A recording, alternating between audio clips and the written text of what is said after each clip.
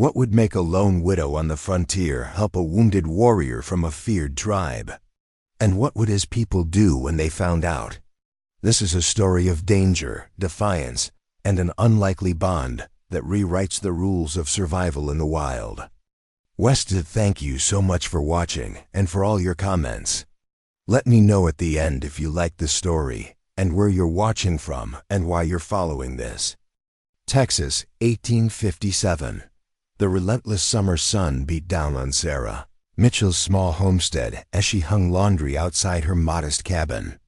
At 32, Sarah had grown accustomed to the solitary life on the frontier since losing her husband James to fever 2 years prior. Their dream of building a prosperous ranch had fallen squarely on her shoulders, a burden she carried with quiet determination. "Come on, girl," she coaxed her old mare, leading her to the water trough. "Another scorcher today." Sarah wiped sweat from her brow, surveying the golden fields that stretched toward the horizon. The nearest settlement, Willow Creek, lay 15 miles away, far enough to make her feel utterly alone, yet close enough to trade for necessities. Every few weeks her routine was interrupted by a distant cloud of dust rising from the east. Sarah squinted, her heart accelerating. Riders approaching at that speed rarely brought good news in these parts.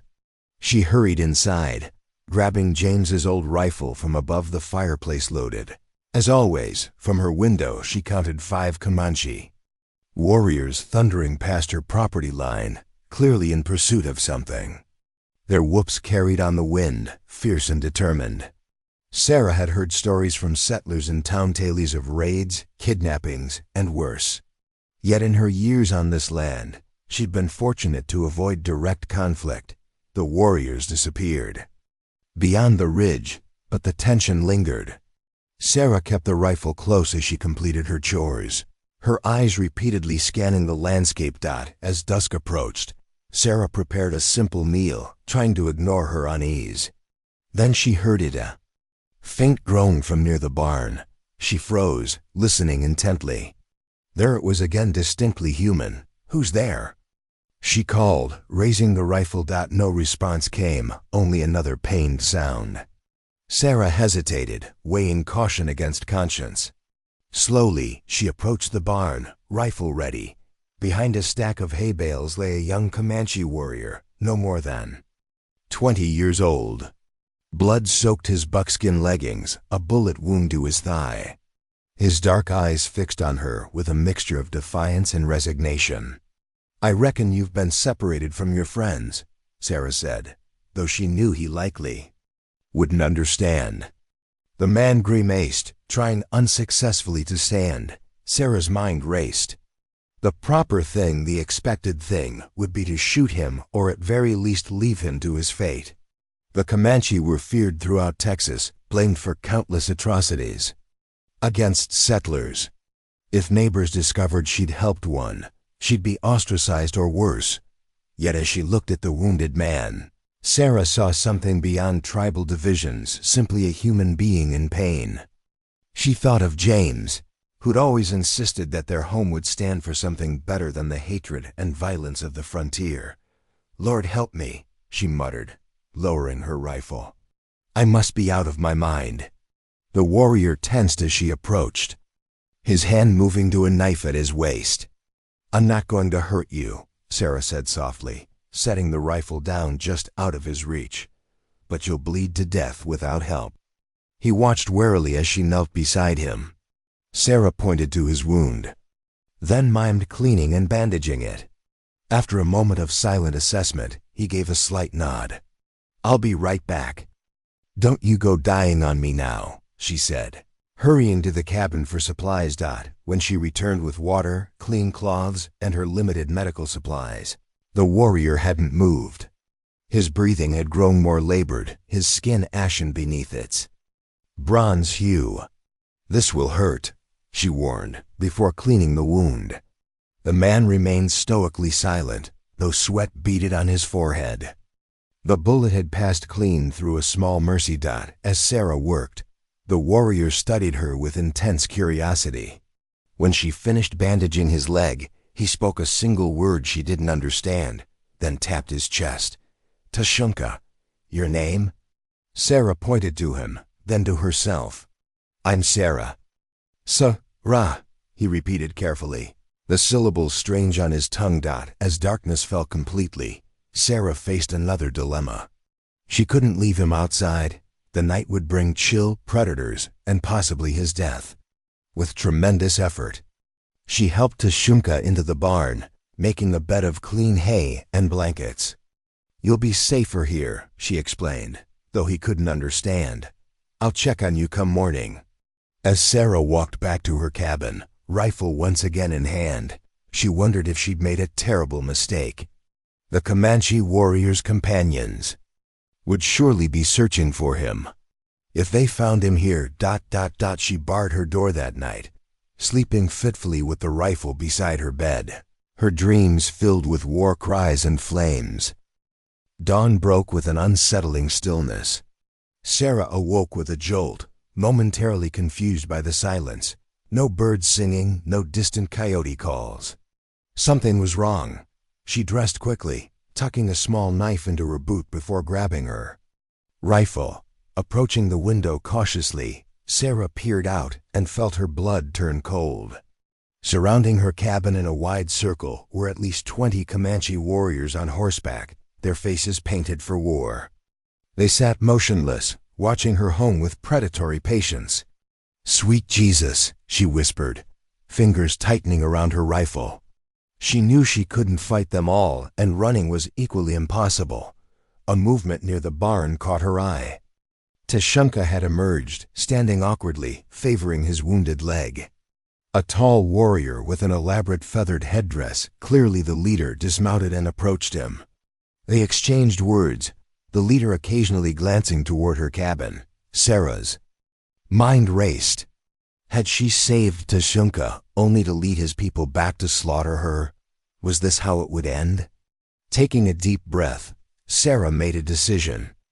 If these were to be her final moments, she would face them with dignity, not cowering behind locked doors. She straightened her dress, checked that her hair was properly pinned, and walked onto her porch, rifle held non-threateningly at her side. Warriors' attention immediately shifted to her. Sarah felt their collective gaze like a physical weight. Tashunka said something to the leader, who nodded slowly. The chief took several steps toward her cabin, stopping at a respectful distance. He raised his hand in what appeared to be a gesture of peace.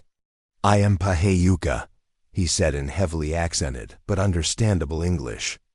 Chief of this band.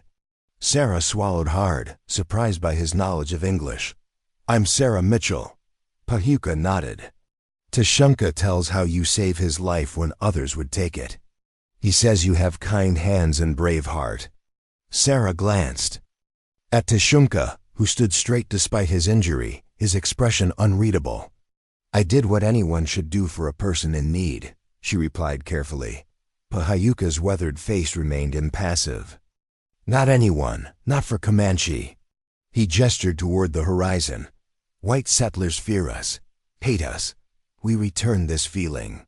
Sarah couldn't deny the truth of his words.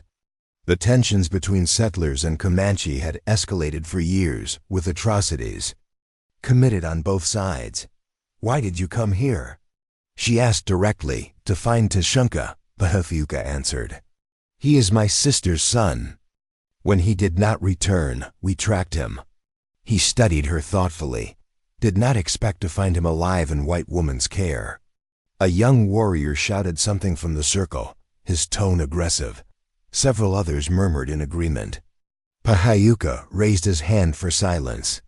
Some warriors say we should burn this place, he explained matter-of-factly. Take your horses, your supplies. This is our way with the white man's settlements.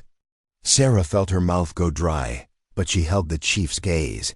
And what do you say? Paheyuka considered her question. Tashunka says you had his life in your hands, chose to preserve it. This creates obligation. Tashunka limped forward, joining the conversation. Though his English was more limited than his uncle's, he spoke deliberately. You know shoot, he said, pointing to his leg. "You help, why?" The question hung in the air as Sarah considered her answer. These men's perception of her honesty might determine whether she lived or died. "Because when I looked at you, I didn't see an enemy," she finally said. "I saw a person suffering. My husband," her voice caught slightly, "my late husband believed all people deserved compassion." Tashunka translated her words to Paheuka, who listened intently. The chief's expression softened almost imperceptibly. "Your husband is no longer living?" Paheuka asked. "Fever took him 2 years ago," Sarah replied. "I've been managing alone since then." This information traveled through the group of warriors, eliciting murmurs of surprise. A woman alone on the frontier was unusual and vulnerable. Paheuka walked several paces away, conferring with Tashunka and 2 older warriors. Their discussion was animated, but brief. When the chief returned, his decision seemed made. "The woman who saves Comanche blood has earned Comanche respect," he announced, loud enough for all his men to hear. "Her home will not burn.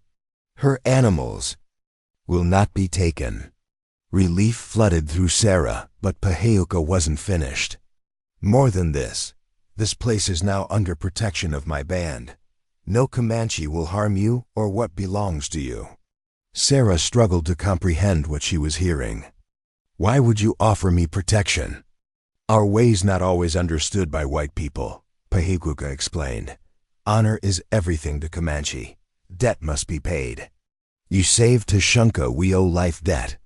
He gestured to the vast territory around them. "Many dangers here, bandits, hostile tribes, even your own kind who would take land from woman alone." Tashunka stepped forward, removing something from around his neck, a leather thong holding a distinctive blue stone pendant. He extended it toward Sarah. "Take," he insisted. "Show any Comanche. They know mark of Paheuka's band, you protected." Sarah hesitantly accepted the token, its weight in her palm surprisingly heavy for such a small object. "I don't know what to say," she admitted. "Say nothing," Paheuka replied. "But remember this day. Tell others that between white settlers and Comanche, different path is possible." The chief mounted his horse with fluid grace despite his age. He gave a command and the warriors began to disperse, though not before each one nodded respectfully in Sarah's direction. Only Tashunka remained, standing awkwardly before her. "Thank you," he said simply. "Not forget." "Your leg needs more time to heal," Sarah pointed out. "Are you sure you should be riding?" Tashunka smiled for the first time. "Comanche born on horse, die on horse. Small wound not stop." A warrior brought forward Tashunka's painted pony. With surprising agility despite his injury, he mounted. "Maybe return one day," he said. "See how Sarah Mitchell farm grows." With that, he joined his kinsmen, the entire band disappearing over the ridge as quickly as they had appeared, leaving Sarah standing alone on her porch. The blue stone pendant clutched in her hand tangible proof that the extraordinary encounter had not been a dream. As the dust settled, Sarah realized that in this unforgiving land, she had just gained the most unlikely of allies. 6 months passed. Winter descended on the Texas plains, bringing bitter winds and occasional snow flurries that dusted Sarah's homestead like powdered sugar. She had expanded her vegetable garden, traded for 2 more chickens at Willow Creek, and repaired the leaky roof, all while wearing Tashunka's blue stone pendant on a cord around her neck. That Sarah had told no one about her encounter with the Comanche. She knew how the story would be received, with disbelief at best, accusations of being an Indian lover at worst. Yet she couldn't deny that the protection of Paheuka's band had given her a sense of security she hadn't felt since James died. On a crisp December morning, Sarah was chopping firewood when she heard approaching hoofbeats. She straightened, hand instinctively moving to the pendant beneath her coat. 3 riders appeared, white men, not Comanche, heading directly for her property. She recognized the lead rider as Harold Blackwood, a wealthy rancher who owned extensive lands to the south. "Mornin', Widow Mitchell," Blackwood called, reining in his horse. A corpulent man in his 50s with a carefully trimmed beard. He had made no secret of his interest in acquiring Sarah's homestead. "Mighty cold to be doing man's work, ain't it?" Sarah planted her axe in the chopping block. "The wood doesn't much care who splits it, Mr. Blackwood, so long as it gets split." The men dismounted. Blackwood's companions, his foreman Tucker Mills and his son Elijah, hung back while Blackwood approached. "I've come with a proposition for you," he announced, rubbing his gloved hands together against the cold. "Winter's barely started, and it's already harsh. Must be difficult, managing all alone." "I manage fine," Sarah replied evenly. Blackwood smiled condescendingly. "Of course you do. But I'm prepared to offer you a fair price for this property, more than fair, really. Enough to set you up comfortably in town, maybe open a little shop. Something more suitable for a woman on her own." Sarah had rejected Blackwood's offers before, but never so directly as now. "This land isn't for sale, Mr. Blackwood. Not today, not tomorrow." The rancher's expression hardened. "You're being unreasonable, Mrs. Mitchell. These 100 acres are nothing but a speck beside my holdings. Combined with my ranch, they'd be put to proper use. My husband and I chose this land together," Sarah said firmly. "We worked it together. I intend to keep working it." Tucker Mills spat on the ground. "Stubborn as a mule, ain't she, boss?" Blackwood raised a hand to silence his foreman. "Mrs. Mitchell, I don't think you understand your situation. This frontier's changing. Small homesteaders like yourself are being squeezed out. Cattle operations need space thousands of acres. It's the future of Texas. Then the future will have to go around my 100 acres." Sarah replied. Elijah Blackwood, a young man of about 25 with his father's broad build but none of his restraint, stepped forward. "Pa, we're wasting time. Shoot change her tune." "Come spring." Sarah's eyes narrowed. "What does that mean?" Harold Blackwood shot his son a warning glance, but Elijah continued. "Means accidents happen to folks alone on the frontier, especially when they're too stubborn to see reason." "That's enough, Elijah," Blackwood snapped. But the threat hung in the air. Sarah's hand moved unconsciously to the pendant again, drawing Blackwood's attention. His eyes narrowed as he caught a glimpse of the blue stone. "What's that you're wearing?"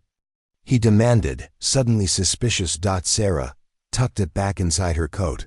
"Just a keepsake." But Blackwood had seen enough.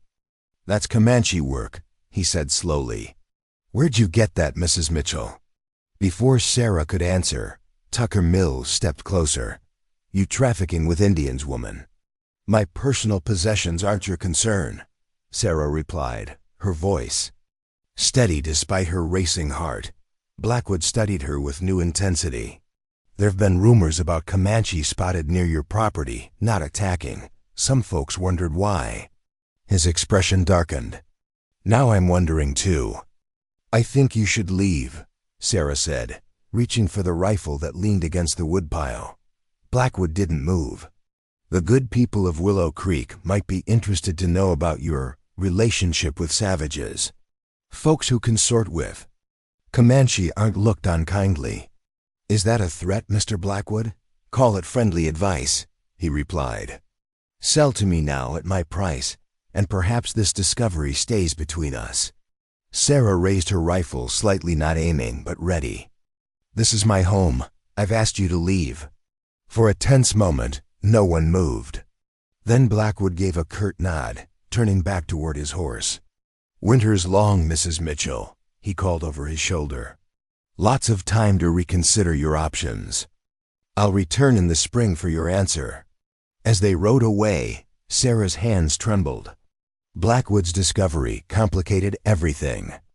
If word spread about her connection to the Comanche, she could face ostracism or worse from the community she occasionally depended on for trade and supplies.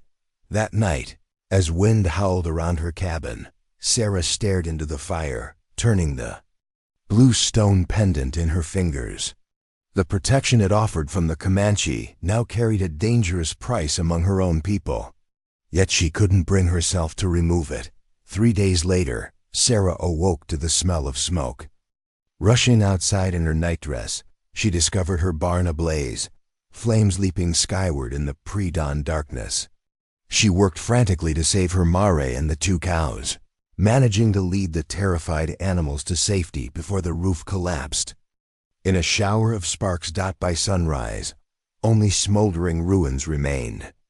Sarah stood amid the ashes, exhausted and soot-stained. This was no accident. She had no doubt Blackwood's men were responsible. It was a warning, a demonstration of her vulnerability. As she surveyed the destruction, Sarah noticed something. Half buried in the dirt nearby, a spent cartridge casing that hadn't been there before. Whoever had set the fire had left evidence behind. "You made your point, Blackwood," she whispered to the empty landscape, "but you don't know who you're dealing with." Sarah knew she had a decision to make. She could submit to Blackwood's pressure, sell her land, and retreat to town, the safer choice, perhaps the rational one. Or she could fight back, somehow, against an adversary with far more resources and men at his command. As the sun climbed higher, illuminating the ruins of her barn, Sarah Mitchell made her choice. She would not be driven from the home she and James had built with their own hands. She would not surrender to intimidation. That afternoon, she mounted her mare and rode not toward Willow Creek, but eastward into territory few settlers willingly entered. She rode in search of Pahayuka's band, the blue stone pendant displayed prominently outside her coat. She was no longer just a widow struggling to maintain her homestead. Now she was a woman at war. Sarah rode for 2 days before finding signs of Comanche presence, subtle markers in the landscape that she might have missed months earlier, but now recognized from Tashunka's teachings during his recovery. On the 3rd day, she was discovered by Comanche scouts who approached cautiously until they spotted the blue stone pendant. Their demeanor changed immediately. They escorted her to their winter camp, nestled in a sheltered canyon that provided protection from the harsh winds. Women paused in their work to stare as Sarah rode in, children darting behind their mothers' skirts. She was likely the first white woman many of them had seen up close without the context of a raid. Pahayuka emerged from a large tipi, his face revealing brief surprise before settling into dignified welcome. Beside him stood Tashunka, fully recovered and standing tall. Sarah Mitchell, Pahayuka acknowledged her with a slight nod. "You travel far from your home." Sarah dismounted, legs stiff from the long ride. "My home is why I've come." Inside Pahayuka's tipi, warmed by a central fire, Sarah explained the situation, Blackwood's threats, the burned barn, her refusal to sell. The chief listened impassively, occasionally translating for the benefit of the tribal elders who had joined them. "This man Blackwood," Pahayuka finally said, "he has many warriors?" "Ranch hands," Sarah corrected, "maybe 20 men. And influence." "In town," Tashunka leaned forward. "Why not sell? Build new home elsewhere?" The question wasn't accusatory but genuinely curious. Sarah considered how to explain. "That land holds my husband's memory," she said slowly. "Our dreams, our work, but it's more than that now." She looked directly at Pahayuka. "If I let Blackwood drive me away through fear and destruction, I betray not only my husband's memory, but the friendship your people have shown me. I won't surrender to a man who believes might makes right." Pahayuka nodded thoughtfully. His way is old way. Take what is wanted, destroy what resists. "Precisely," Sarah agreed. "I came because I need your counsel, not to ask you to fight my battles." A ripple of approval went through the assembled elders at her words. Pahayuka spoke at length in Comanche, the elders responding with occasional nods or brief comments. Finally he turned back to Sarah. "We will help," he decided. "Not with weapons against white men. This would bring soldiers, create more bloodshed. but with Comanche wisdom. He smiled slightly. Sometimes strongest warrior is one enemy, never. Seize.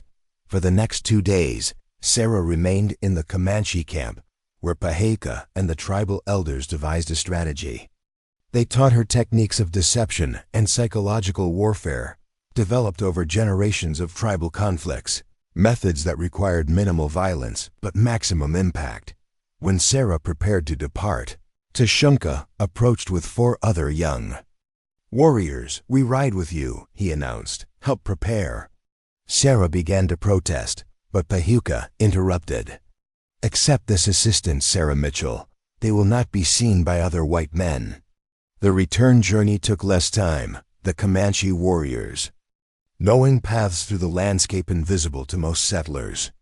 When they arrived at Sarah's homestead, she was relieved to find her cabin untouched. Though the barn remained a charred skeleton under cover of darkness, Tashunka and his companions helped implement the plan. They worked through the night, using skills honed through years of warfare, yet now directed toward protection rather than destruction. At dawn, the warriors disappeared into the landscape with promises to watch from a distance. Sarah was once again alone, at least in appearance. 3 days later, Harold Blackwood returned as promised, this time with 5 men. They approached confidently, expecting to find Sarah weakened by isolation and the loss of her barn. Instead, they found her calmly waiting on her porch, seemingly unconcerned by their arrival. "Good morning, Mr. Blackwood," she called. "I've been expecting you." Blackwood reined in his horse, slightly disconcerted by her composure. "Have you reconsidered my offer, Mrs. Mitchell?" "I have indeed given it considerable thought," Sarah replied. "My answer remains no." Blackwood's face darkened. "I see the fire wasn't persuasive enough." He nodded to his men. "Perhaps we need to be more direct in our negotiations." As the men began to dismount, Sarah smiled. "Before you proceed, Mr. Blackwood, you should know that we're being watched." Blackwood scoffed. "Trying to frighten us, widow?" "There's no one." "For miles." Sarah merely pointed to the ridge beyond her property. There, silhouetted against the morning sky, sat 3 mounted Comanche warriors, their presence unmistakable. "What the devil?" Tucker Mills exclaimed, hand moving to his gun. "I wouldn't," Sarah advised calmly. "Those 3 are just the ones willing to be seen. Pahayuka's best hunters don't show themselves until they're ready to strike." Blackwood's face had drained of color. "You really have allied yourself with savages." "I've allied myself with neighbors who respect boundaries," Sarah corrected him. "Unlike others I could name." She stepped forward, her confidence growing. "Here's what's going to happen, Mr. Blackwood. You and your men will leave my property immediately. You will spread word that this land is under Comanche protection. Anyone who threatens me threatens them. And you will return something you stole." "I've stolen nothing from you," Blackwood protested. Sarah raised an eyebrow. "Not from me, from the Comanche." She held out her hand. "The sacred burial grounds at the creek junction that now falls within your property line. Paheka wants it returned, a small parcel, less than 5 acres. Blackwood's expression revealed his shock. The burial site had been a point of contention between ranchers and the Comanche for years, but few settlers knew its exact location. "This is extortion," he sputtered. "This is negotiation," Sarah corrected. "The terms are simple. Respect my boundaries, return their sacred land, and we all live in peace. Refuse, and—" She glanced meaningfully toward the ridge. The standoff lasted several tense moments, before Blackwood's survival instinct overcame his pride. "Fine," he spat. "Keep your worthless 100 acres. I'll mark off the burial ground." He glared at her. "But this isn't over, woman." "Actually, it is," Sarah replied evenly. "Because if anything happens to me or my property, anything at all, the Comanche won't wait for proof. They'll assume responsibility lies with you." As Blackwood and his men retreated, the warriors on the ridge remained visible, a reminder of the new balance of power. That evening, Tashunka and his companions emerged from hiding to confirm that Blackwood's men had truly departed. They shared a meal with Sarah beside a campfire under the Texas stars. "He will honor agreement?" Tashunka asked. Sarah nodded. "Blackwood values his life and property too much to risk Comanche raids. He's a bully, and bullies retreat when confronted by greater strength." Pahiuka arrived the following day to formalize the arrangement. With Sarah as witness, he and his warriors placed markers around her property symbols that would be recognized by any Comanche as a declaration of protection. "What happens now?" Sarah asked as they completed the ritual. Pahiuka gazed across her land, his weathered face thoughtful. "Now we try new path. Not war, not surrender, respect." He turned to her. "Hard path. Many on both sides prefer old ways of fighting." "Worth trying, though," Sarah said. The chief nodded. "Your husband was wise man to choose woman with such courage." As spring approached, Sarah began rebuilding her barn with occasional help from Tashunka and other young warriors who would appear without warning, work alongside her for a day, then vanish again.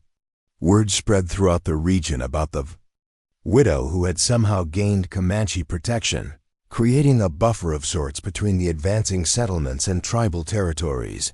Some settlers shunned her, calling her a traitor to her race. Others, weary of constant conflict, cautiously approached to learn how she had achieved this impossible peace. On a warm April morning, as Sarah planted her expanded garden, she paused to look across the land she had refused to surrender. The new barn stood sturdy against the horizon. In the distance, a small group of Comanche women approached, carrying seed pouches coming to trade traditional crop knowledge. A tentative bridge between worlds. Sarah touched the blue stone pendant that still hung around her neck. What had begun as an impulsive act of compassion for a wounded enemy had transformed into something unexpected. Fragile blueprint for coexistence in a land torn by hatred and mistrust. She knew this delicate peace might not last. The forces pushing Comanche and settlers into conflict were powerful and deeply rooted. But for now, on this small patch of Texas soil, a different story was being written, one small choice at a time.